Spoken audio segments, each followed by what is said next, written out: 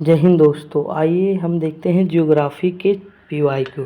यानी इसमें मैंने 40 पीवाईक्यू लिए हैं। देखिए पॉलिटी के मैंने वीडियो अपलोड कर दिया, 2 बजे पॉलिटी की कराता हूँ, उसमें मैं 50+ क्वेश्चन कराया हूँ। ठीक, और जो है सुबह वाली वीडियो मेरी डेली अब जो है बोर्ड की आएगी, वो देख लीजिएगा।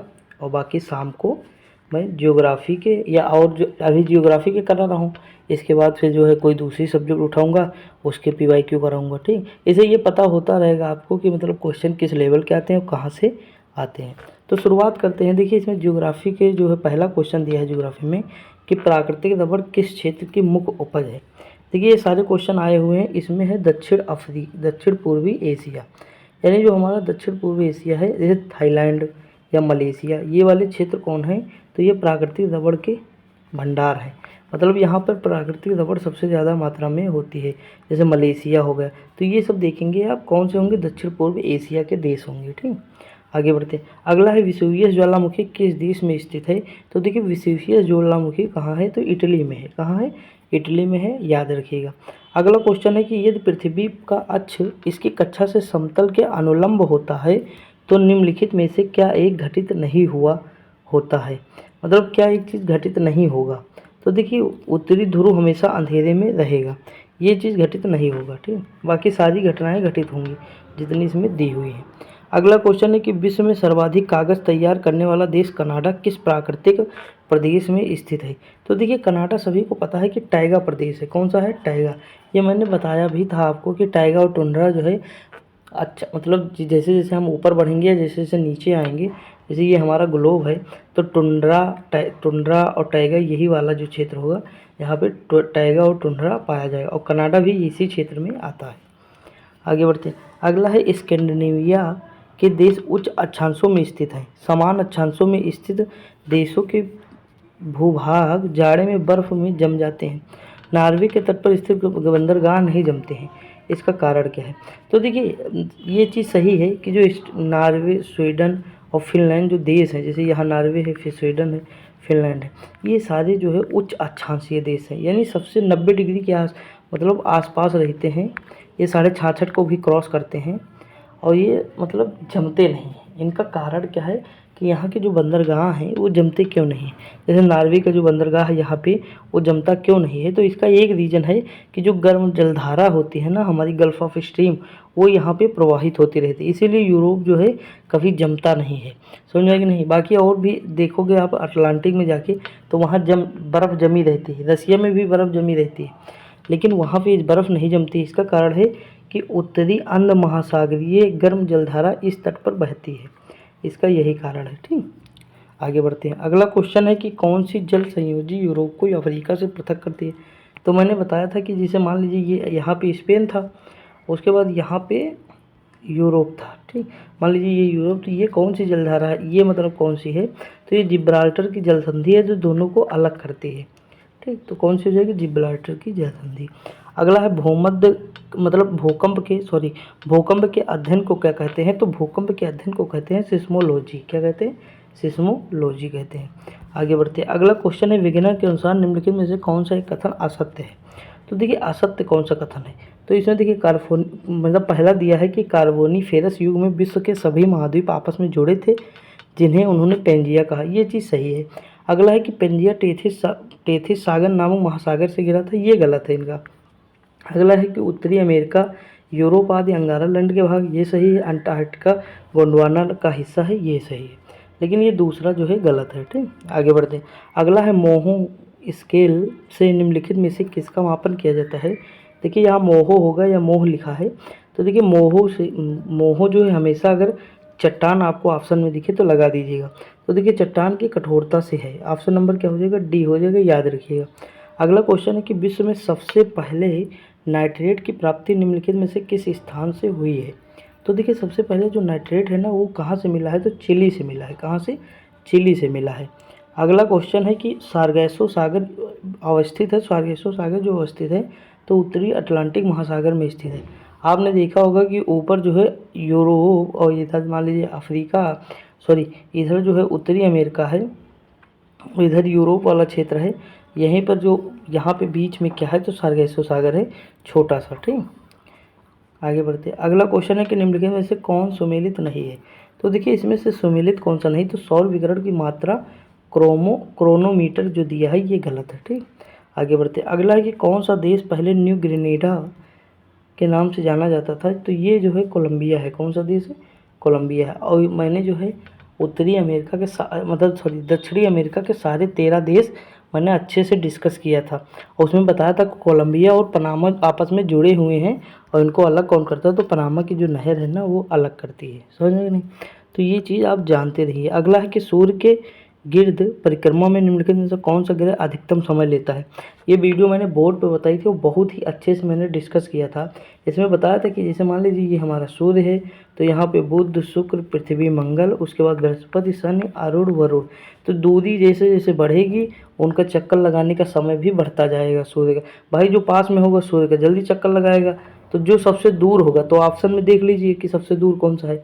तो ये तो पास में है, लेकिन बृहस्पति जो है हमारा सबसे दूर है, तो ये चक्कर लगाने में ज़्यादा टाइम लगाएगा। अगला क्वेश्चन, वृक्ष छाया प्रदेश किसे कहते हैं। तो जो पर्वतों के पवनामुख ढाल को कहते हैं। जैसे मान लीजिए ये पर्वत है और यहाँ पे कोई मानसून वर्षा आई, बारिश करती गई, लेकिन जो इधर वर्षा आएगी मतलब इस साइड जो मतलब ये उतरेगा मानसून, तो यहाँ पे हवाएं सिर्फ जाएंगी, बारिश नहीं करेंगी। इसे कहते हैं वृक्ष छाया प्रदेश। ठीक, अगला है कैलोरीमीटर। तो देखिए इससे क्या मापा जाए, कैलोरी ऊष्मा का है तो ऊष्मा की मात्रा। अगला है ओक्टास, मापनी का प्रयोग निम्नलिखित में से किसके मापन के लिए किया जाता है। तो मेघाच्छादन के मापन के लिए किया जाता है, यानी हम मेघों की जो मात्रा है उसी का जो मेघों का आच्छादन है उसकी मात्रा को मतलब मापते हैं। ठीक, आगे बढ़ते हैं। अगला है निम्नलिखित में से देशों में से उच्चतम जनसंख्या वृद्धि दर कहाँ है। तो देखिए इसमें जो है इंडोनेशिया में है। कहाँ है? इंडोनेशिया में। देखिए अगला क्वेश्चन फिर आया, लेकिन ऑप्शन वहाँ डी था और यहाँ पे बी है, यानी केवल क्वेश्चन की क्या है मतलब जो है ऑप्शन चेंज कर दिया, बाकी क्वेश्चन वही रखा। ठीक, मोह पैमाने में किसका मापन किया है, जो चट्टानों की मात्रा का। अगला क्वेश्चन है मानचित्रों के विवर्तन एवं लघुकरण के निम्नलिखित में से किस यंत्र का प्रयोग किया जाता है। तो इनमें से सभी ऑप्शन दिया हुआ है, यानी हम सभी का करते हैं। अगला क्वेश्चन है कहवा किस जलवायु की उपज है। तो कहवा ब्राज़ील में होता है। ब्राज़ील किस क्षेत्र में आता है? उष्णकटिबंधीय क्षेत्र में आता है।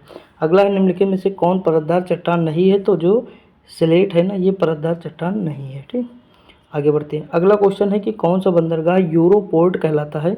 यूरोपोर्ट कहने का मतलब शायद यहाँ पे यूरोप लिखा हो, इसकी फुल फॉर्म रॉटरडम बंदरगाह होगा। ठीक, देखिए रॉटरडम बंदरगाह कई बार क्वेश्चन आए अलग अलग, कहाँ है तो नीदरलैंड में है। कौन सी नदी? राइन नदी है। और इसे क्या कहते हैं? यूरोपोर्ट कहते हैं। सबसे व्यस्तम बंदरगाह है यूरोप का। ठीक, अगला है कि किस प्रवाल भित्ति का आकार घोड़े के नाल या मुद्रिका के समान है। तो एटॉल का है। किसका है? एटॉल का। अगला हुआ अक्षांश रेखा जिस पर सदैव दिन और रात समान होते हैं। मैंने बताया था कि भूमध्य रेखा पे है। देखिए बोर्ड वाली वीडियो अगर आपने ना देखी हो ना, जो सौरमंडल ग्रह हो उनके जो है सौरमंडल ग्रह के बारे में जो हम जानकारी दिए थे वो जाके ज़रूर देखें। 12-13 मिनट की वीडियो है, लेकिन बहुत अच्छे से उसमें डिस्कस किया गया, सारा याद भी होगा और समझ में भी आएगा कि दिन रात कैसे होता है, सर्दी गर्मी कैसे होती है, ये सब कुछ समझ में आएगा आपको।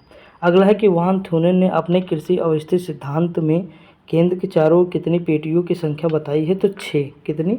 6 पेटियों की संख्या बताई।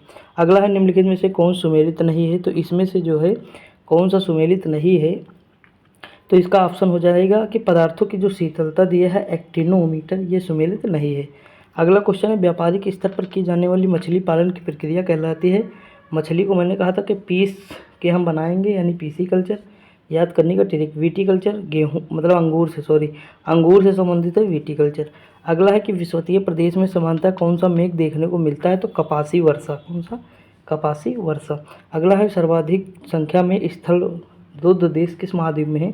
तो अफ्रीका में है। कहाँ है? अफ्रीका में है, सबसे ज़्यादा है। ठीक, अगर आप मैप देखेंगे तो आपको पता चलेगा। अगला है निम्नलिखित में से किस सागर के चारों ओर समुद्री जलधारा प्रभावित होती है। तो देखिए जो सागरसो सागर है ना, इसके चारों ओर समुद्री जलधारा प्रभावित होती है, इधर से ये चारों ओर प्रभावित होती है। ठीक, अगला क्वेश्चन है कि मत्स्य उद्योग के विशेष रूप से उत्तरी गोलार्ध में विकसित होने का कारण क्या है। तो गर्म और ठंडी जलधाराओं के सम्मिलन।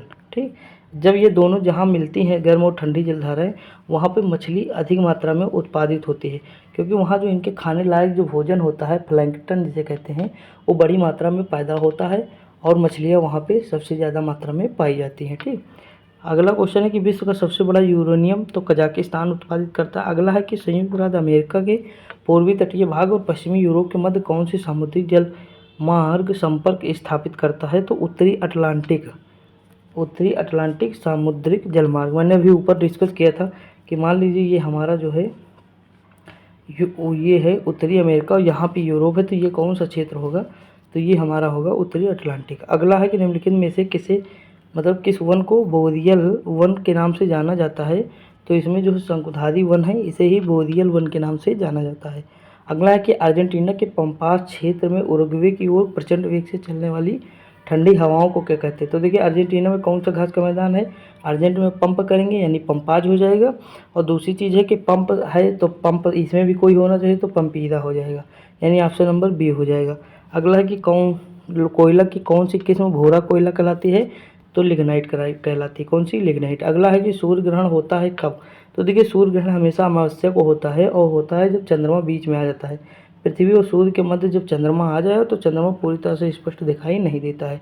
मान लीजिए यहाँ सूर्य है हमारा, यहाँ पे पृथ्वी है और ये घूमते घूमते जो है चंद्रमा बीच में आ जाए तो ये हो जाएगा सूर्य ग्रहण। और सूर्य ग्रहण होता कब है? तो अमावस्या को होता है। लेकिन जब पृथ्वी बीच में आ जाए और यहाँ पे चंद्रमा रहे तो ये होता है पूर्णिमा को चंद्र ग्रहण। ठीक, ये चीज़ याद रखिएगा। किसी दिन बताएंगे, वीडियो जो है उस पर बना देंगे बोर्ड पे, तो बहुत अच्छे समझाएंगे। अगला है जलडमरू मध्य कहलाता है। तो देखिए जलडमरू मध्य वो होता है दो सागरों को मिलाने वाली संकरी जलधारा होती है, जलडमरू मध्य कहलाती है। अगला है पार्थिव ग्रह की संख्या कितनी है? तो 4 है। अगर आपने बोर्ड पे जो मैंने सौरमंडल और ग्रह कराया था ना, तो आपके कम से कम इसमें जो है 40 में से 5-6 क्वेश्चन जो आए हुए हैं आराम से सही हो जाते पूरे के पूरे।